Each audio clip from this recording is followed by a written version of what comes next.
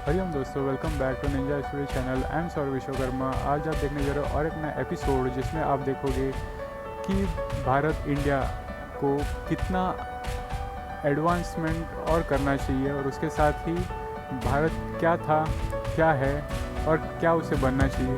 तो उसके साथ ही और एक टॉपिक में ऐड करने वाला हूँ जिसमें आप देखोगे कुछ नया और जिससे भारत और आगे गतिशील हो सकता है।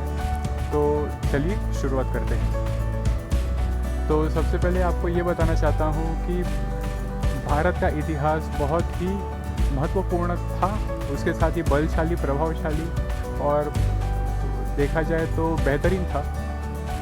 तो रामायण और महाभारत ये तो सभी को पता है और इससे भारत की प्रतिमा क्या थी और क्या हुई और कितनी प्रभावशाली बन गई ये भी सबको पता है। और देखा जाए तो उस तरीके का जो काल था और अभी का जो दौर चल रहा है उसमें ज़मीन आसमान का फ़र्क तो है ही, युग का भी फ़र्क है, पर उसके साथ ही तकनीकी क्षेत्र में कितना प्रभावशाली और बलशाली भारत है ये हमें अभी जानना चाहिए। तो चलिए ये भी हम देखेंगे अभी। तो रैंकिंग स्पॉट पे अगर देखा जाए तकनीकी क्षेत्र में, एडवांसमेंट के क्षेत्र में ऑफ टेक्नोलॉजी, उसमें भारत बहुत ही पीछे है। सबसे ऊपर जगत में देखा जाए तो 3 देश ऐसे हैं जो सबसे आगे हैं। उनमें आता है साउथ कोरिया, फिर आता है जापान और फिर आते हैं यूनाइटेड स्टेट्स। तो ये सबसे पहले 3 देश हैं जो सबसे आगे हैं और भारत बहुत ही पीछे है।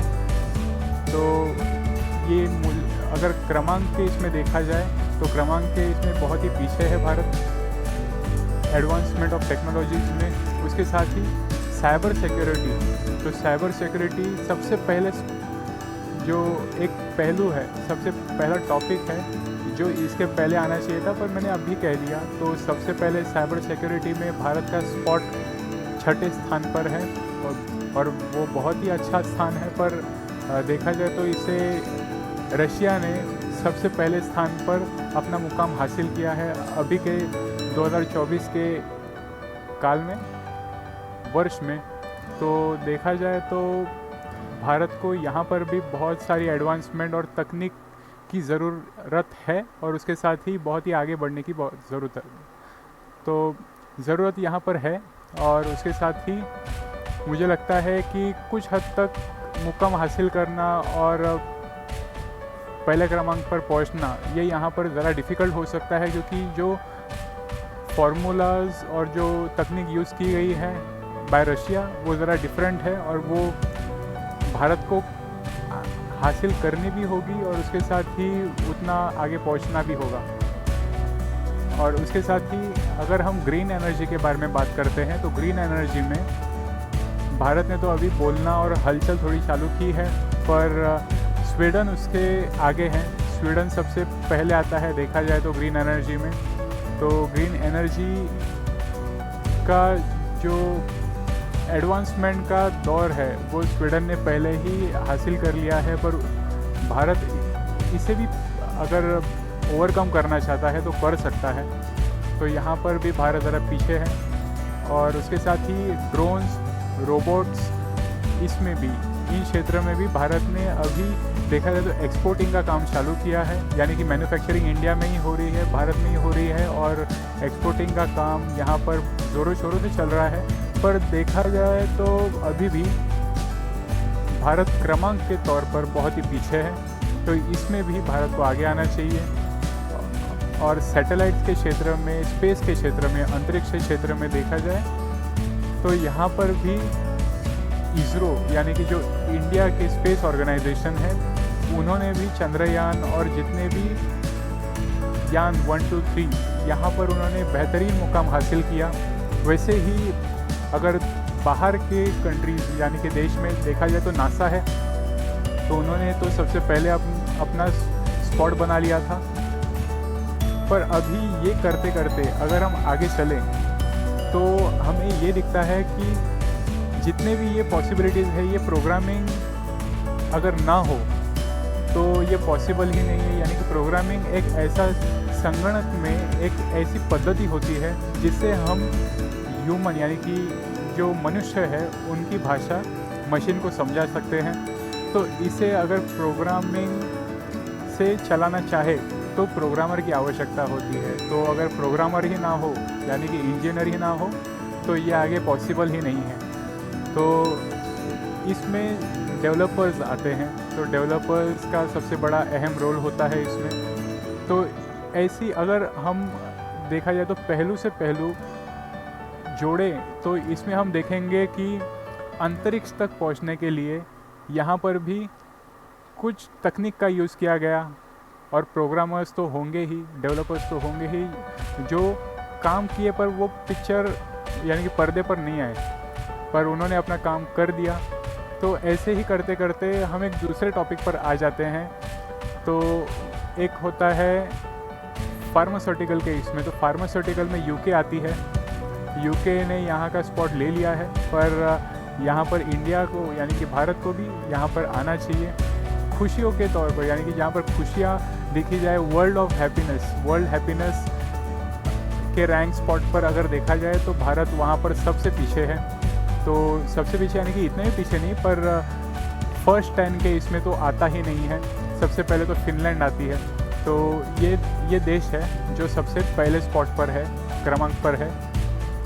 तो इसके बाद यहाँ पर भी मुझे लगता है कि भारत को आगे आना चाहिए था, क्योंकि यहाँ पर इतिहास इतना बेहतरीन है भारत में, रोमांच से भरा।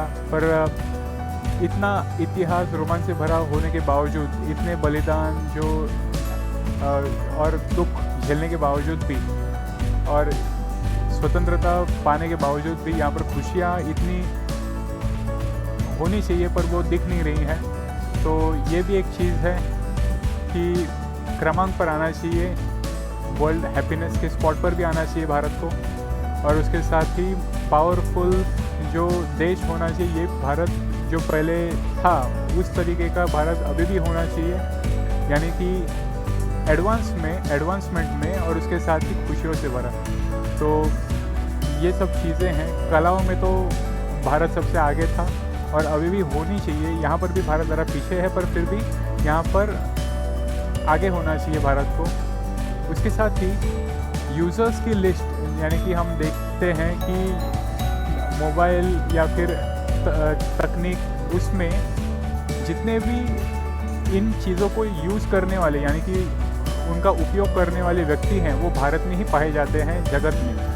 तो अगर भारत में ही इतने सारे व्यक्ति हैं जो इन तकनीकी चीज़ों का वापर करते हैं यानी कि उपयोग करते हैं, तो मुझे लगता है कि भारत को इन तकनीकी क्षेत्रों में सबसे आगे होना चाहिए। उसके साथ ही अगर हम अंतरिक्ष की बात कर ही रहे हैं तो थोड़ा आगे हम जाएंगे।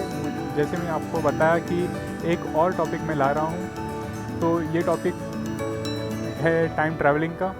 जी हाँ दोस्तों, बड़े वैज्ञानिक जो अपना मंथन कर रहे हैं, तो उन्होंने ये निष्कर्ष लगाया और रिसर्च पेपर्स में भी मैंने स्टडी किया। उसमें मुझे ये पता चला कि जितने भी कार्य करने वाले जो लोग हैं यानी कि जो साइंटिस्ट, वैज्ञानिक, उसके साथ ही जितने भी उसमें R&D रिसर्च एंड डेवलपमेंट करने वाले जो व्यक्ति हैं, उन्होंने यहाँ पर बहुत ही अपना मंथन प्रयास किया हुआ है और उन्होंने ये जान लिया कि हम फ्यूचर में जा सकते हैं। और वो एस्ट्रोनॉट्स भी जाकर आए हुए हैं, पर उन्हें पता नहीं चला कि वो समय के आगे चले गए, यानी कि हम भविष्य काल में चले गए, ये उन्हें पता भी नहीं चला। और उसके साथ ही वर्तमान स्थिति में आप हो वो सबको पता है, पर आप भूतकाल में नहीं जा सकते, ऐसा उन्हें पॉसिबिलिटीज़ का अंदाज़ा आया। तो ये अगर हम चंद्रयान पर जा सकते हैं, अगर हम सूर्य के यहाँ पर भी यान भेज सकते हैं, तो समय के यहाँ पर भी क्यों नहीं जा सकते।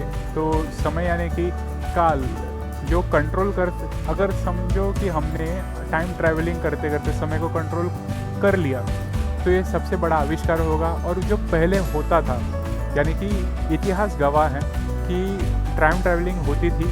अगर आप देखोगे काकभूषुंडी भी जो थे वो भी टाइम ट्रैवल कर चुके थे।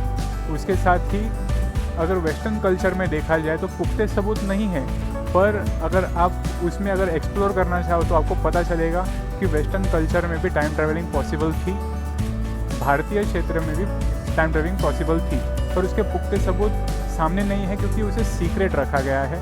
तो ये चीज़ है कि ये सबसे ज़्यादा आविष्कार के क्षेत्र में अगर सबको बढ़ना है और उसके साथ ही भारत को आगे ले जाना है, तो मुझे लगता है कि टाइम पर नियंत्रण अगर हम रखें तो ये सबसे बड़ी बात होगी। क्योंकि आज के रोज़मर्रा ज़िंदगी में क्या होता है कि समय का अभाव सबके पास है, कोई किसी को समय नहीं दे पाता, और उसके साथ ही समय एक दुर्घटना हो गई ऐसे देख सकते हैं। तो ये सब ना हो, तो इसलिए अगर हम टाइम ट्रैवलिंग को हासिल कर पाए तो ये सबसे बड़ा आविष्कार भी हो सकता है, क्योंकि ये नियम के खिलाफ है, देखा जाए तो यूनिवर्स के नियम के खिलाफ है। पर अगर हम कुछ हद तक अगर हम प्रयास कर पाए तो ये हर लेवल के लोगों के लिए, यानी कि लोअर क्लास, मिडिल क्लास और हायर लेवल क्लास, सबके लिए भी ये समान तरह से देखा जाए तो उपयोगी हो सकता है। और इसका उपयोग का गैर उपयोग भी दुरुपयोग भी हो सकता है, पर इसे अगर हम दुरुपयोग को अगर हम एलिमिनेट ही कर दें तो इसका सदुपयोग ज़्यादा से ज़्यादा हो सकता है। और जो हमें एक्सप्लोर करना पॉसिबल नहीं था वो हम एक्सप्लोर कर पाएंगे। जो हम इतिहास के जो चीज़ें थे और उसके साथ ही भविष्य में जो चीज़ें आने वाली हैं, अगर उन्हें हम स्टडी कर पाए अच्छे से, तब हम वर्तमान काल से प्रयास अच्छे से कर सकते हैं। और एक चीज़, अगर हम ये सवाल पूछें कि हम भूतकाल में जा सकते हैं, साइंटिस्ट ने कहा है, तो वैज्ञानिकों ने यही कहा है कि भूतकाल में जाना इम्पॉसिबल है, क्योंकि उन्होंने एक केस दिया, एक थ्योरी है जिसे हम बोलते हैं ग्रैंडफादर पैराडॉक्स। वो ऐसी थ्योरी है जब हम वर्तमान काल से भूतकाल में जाते हैं और भूतकाल की चीज़ों को हम बदल देते हैं तो वर्तमान काल पे कुछ अफेक्ट हो सकता है। तो मान लो अगर आप ही हो जो वर्तमान से भूतकाल में गए और भूतकाल में आपके दादाजी को अगर आपने समझो कुछ गलत एक चीज़ जिससे आपका जन्म नहीं हो सकता, ऐसी वाली एक घटना आपने रची, और उसके साथ ही अगर आप फिर से वर्तमान काल में आए तो देखा जाए तो काल आपने बदल दिया, तो आपका एग्जिस्टेंस वहाँ नहीं होगा। ये एक बोल सकते तर्क है। तो इस तर्क को अगर वैज्ञानिकों ने प्रैक्टिकल भी सोचा और उसके साथ ही प्रोग्रामर्स, डेवलपर्स और जितने भी लोकल पीपल ने भी ये तर्क लगाया, तो अब और इंजीनियर और बाकी सब जितने भी फील्ड्स के लोग हैं उन्होंने भी ये तर्क लगाया, तो ये पता चलता है कि डेडलॉक हो जाएगा, यानी कि आपका वहाँ पर होना ये सबसे बड़ा जादू हो जाएगा। यानी कि आप वहाँ पर एग्जिस्ट ही नहीं कर सकते थे, पर आप वहाँ पर हो, तो ये पॉसिबिलिटी है कि नहीं ये पता नहीं चलेगा। तो इस वजह से वर्तमान से भूतकाल में नहीं जा सकते, ऐसे अभी के लिए बताया था। पर इस पर भी मंथन और प्रयास चल रहे हैं, पर ये पहले के युग में पॉसिबल था और इतिहास गवाह है। उसके साथ ही भविष्य में इन चीज़ों का लागू होना ये भी हो सकता है, क्योंकि एस्ट्रोनॉट जो जाते हैं बड़ी तेज़ गति से जाते हैं और उनका जो समय का जो टाइम होता है वो टाइम के आगे निकल जाते हैं। तो इस वजह से ये वैज्ञानिकों ने भी और बाकी सब जितने भी रिसर्च पेपर्स है उसमें स्टडी करने के बाद ये पता चला कि भविष्य में तो जा सकते हैं, पर भूतकाल में ज़रा अटपटा ज़रा जर्नी है, पर वहाँ पर भी पहुँच सकते हैं। अभी के लिए उसका कोई पुख्ता सबूत नहीं है। तो इस टॉपिक पर अगर सभी लोगों ने अच्छे से सोचा और उसके साथ इम्प्लीमेंट भी हो गया, तो मुझे लगता है कि जितने भी अभी मैंने रैंकिंग स्पॉट्स बताए हैं तो उन पर भारत अगर आगे जाना चाहता है तो इस पर सबसे आगे जा सकता है। और एक बार मुझे लगता है कि टाइम ट्रैवलिंग कंट्रोल में आ गया तो सब ट्रैवलिंग भी कंट्रोल में आ जाएंगे, और इससे कोई दो राय नहीं होगी। और इससे सबसे ज़्यादा रैंकिंग स्पॉट में भी और ओवरऑल देखा जाए तो ओवरऑल अगर कैप्चर करना हो कंट्रोल स्पॉट तो भारत ही सबसे आगे होगा। और यही चीज़ आपको बताना चाहता था। और बहुत सारी चीज़ मेरे पास है पर मैं आपको डायरेक्टली नहीं बता सकता, इसलिए मैं यहाँ पर ही स्टॉप करता हूँ। तो मिलते हैं दोस्तों आगे वीडियोस में। लाइक, शेयर और सब्सक्राइब कीजिए, नोटिफिकेशन बेल आइकन दबाना मत भूलिएगा। मिलते हैं आगे के वीडियोस में। हरिओम।